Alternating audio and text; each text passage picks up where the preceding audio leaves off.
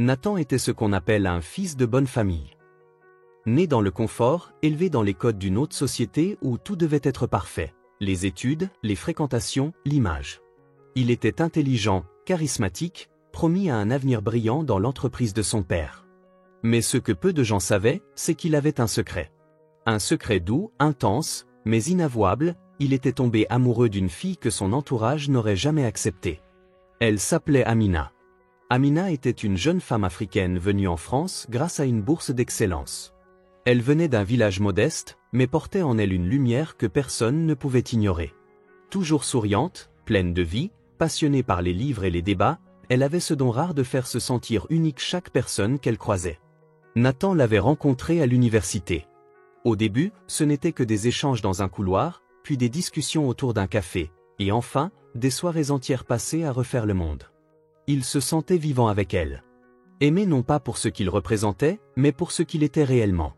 Mais leur amour, aussi fort qu'il soit, restait caché. Nathan avait peur. Peur du regard de ses parents. Peur du jugement de ses amis. Peur qu'on dise qu'il avait perdu la tête en s'attachant à une fille trop différente. Amina, de son côté, savait. Elle voyait ses hésitations, ses silences quand elle lui proposait de venir à un événement ou de rencontrer ses proches.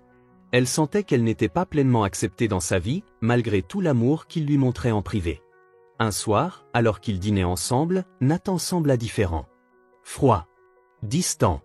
Puis il lâcha, sans même la regarder dans les yeux. « Amina. Je crois qu'on doit arrêter. Je t'apprécie, mais ce n'est pas sérieux. Tu n'étais qu'un passage dans ma vie. » Un passage. C'est le mot qui la blessa le plus. Elle aurait pu s'effondrer, crier, pleurer. Mais elle ne fit rien de tout cela. Elle le regarda calmement, les yeux pleins d'une tristesse digne. « Tu viens de faire une grosse erreur, Nathan. Un jour, tu te souviendras de ce que tu as perdu. » Puis elle se leva, rassembla ses affaires, et sortit sans se retourner. Ce soir-là, Nathan sentit une étrange sensation. Ce n'était pas le soulagement qu'il espérait. C'était un vide. Un froid. Quelque chose qu'il ne parvenait pas à nommer, mais qu'il allait apprendre à regretter. Les années avaient passé. Nathan, désormais âgé de 29 ans, était devenu ce que ses parents avaient toujours voulu, un cadre supérieur dans l'entreprise familiale, fiancé à Clara, une femme belle, élégante, parfaitement en accord avec les attentes de son milieu. Le genre de femme qui connaissait les bons codes, les bonnes manières et les bonnes personnes. En apparence, tout allait bien.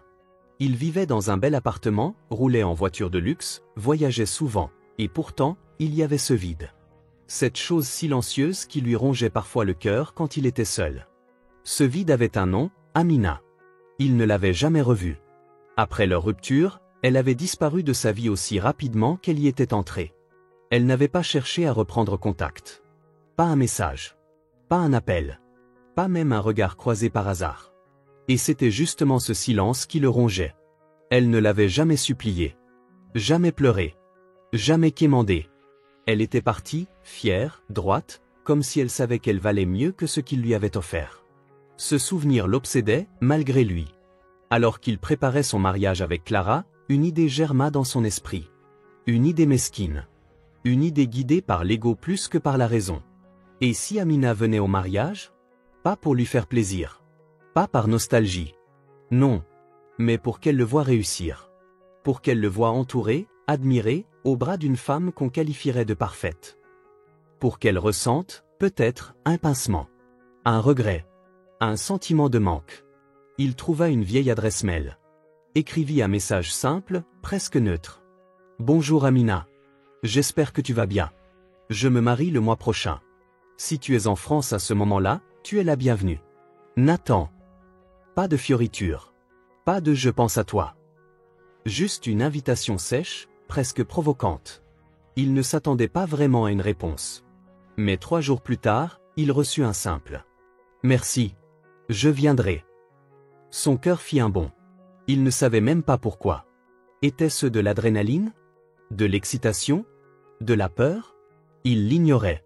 Ce qu'il savait en revanche, c'est qu'il venait d'ajouter une pièce essentielle à son grand théâtre. À partir de ce jour-là, il pensa souvent à ce moment, l'instant où elle entrerait dans la salle, où tous la regarderaient, où elle le verrait au bras de Clara, et peut-être, juste peut-être, où elle comprendrait ce qu'elle avait manqué. Mais Nathan ignorait une chose. Ce n'était pas Amina qui allait être choquée. C'était lui et toute la salle. Le grand jour était enfin arrivé. Le soleil brillait au-dessus du domaine familial de Nathan, un immense manoir bordé de jardins taillés au millimètre, de fontaines claires et de guirlandes de fleurs blanches suspendues à chaque recoin. Tout respirait le raffinement et la richesse. Clara, la mariée, rayonnait dans sa robe en dentelle sur mesure, entourée de demoiselles d'honneur souriantes et parfaitement maquillées. Les invités affluaient, vêtus de leurs plus beaux habits. Hommes en costume 3 pièces, femmes en robe longue et talons vernis. On se saluait à coups de bises bien placées et de regards discrets sur les marques portées par les autres. Tout semblait parfait. Trop parfait. Nathan, au centre de cette effervescence, accueillait les invités avec un sourire poli. Mais son regard, lui, cherchait quelqu'un. Il n'osait pas l'admettre, mais au fond, il attendait Amina. Puis soudain, comme un vent qui coupe la musique, le silence tomba sur la salle. Tous les regards se tournèrent vers l'entrée. Et là, elle était là.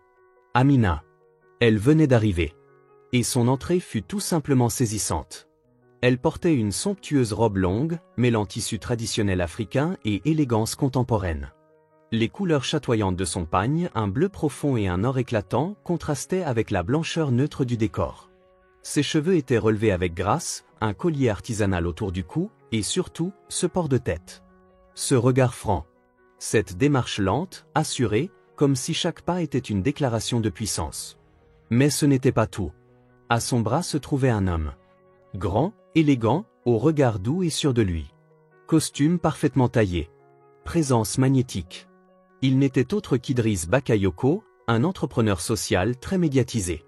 Fondateur d'une ONG présente dans plus de 15 pays, invité sur les plateaux télé, respecté autant pour son intelligence que pour sa discrétion. Les murmures commencèrent. Mais c'est pas Idriss Bakayoko? Tu sais qui est cette femme avec lui? Elle est splendide. Il paraît qu'elle est chercheuse en éducation internationale. Elle travaille à l'UNESCO. Clara cligna des yeux, confuse. Nathan, lui, sentit un frisson étrange lui traverser la colonne. Ce n'était pas de la colère. Pas de la jalousie non plus. C'était une claque. Amina avançait, saluait poliment les convives, certains se levant même de leur table pour aller lui parler. Ce qui devait être son humiliation silencieuse se transforma en triomphe discret. Elle n'avait pas besoin d'élever la voix, ni de prouver quoi que ce soit. Sa seule présence retournait la pièce. Au fil de la soirée, l'attention se détournait peu à peu des mariés. Les invités discutaient avec elle, riaient à ses anecdotes. Même les parents de Nathan, d'abord surpris, vinrent la saluer. À un moment, Clara demanda discrètement à son mari. « C'est ton ex ?» Il ne répondit pas. Il ne pouvait pas. Plus tard, alors que la soirée touchait à sa fin, Nathan la retrouva dans les jardins, seul quelques instants. Il s'approcha, le regard fuyant. Pour la première fois depuis longtemps, il ne savait pas quoi dire. « Tu es impressionnante, Amina. Tu as changé. » Elle le regarda, sourit, et répondit calmement, « Non, Nathan. Je n'ai pas changé. J'ai juste grandi. J'ai appris à ne pas rester là où on ne me célèbre pas. Pendant que toi, tu cherchais à blesser pour exister, moi, j'ai appris à briller sans faire de bruit. » Elle le regarda un instant. Ce regard, ce même regard qu'il avait fui des années plus tôt. Puis elle tourna les talons, rejoignit Idriss, et s'éloigna, droite, libre et inoubliable. Nathan resta là, seul, avec cette sensation lourde, oppressante, qui monta lentement en lui, la certitude qu'il venait de perdre bien plus qu'une femme. Ceux qu'on rabaisse finissent souvent par nous dépasser. Ne cherche jamais à te venger de quelqu'un qui t'a aimé sincèrement. La vie, elle, se charge toujours de remettre chacun à sa place. Et parfois, c'est dans le silence de ceux qu'on a blessés qu'on entend le plus grand cri de dignité.